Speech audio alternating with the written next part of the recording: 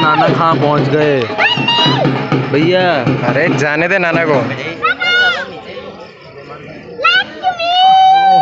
अरे नाना नीचे चल के डांटेंगे।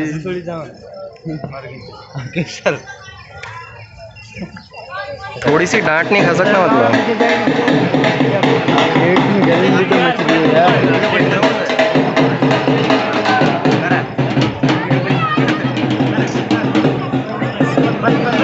यहाँ पे कहीं चूना पत्थर मिलेगा ना बेस का, खा लेना।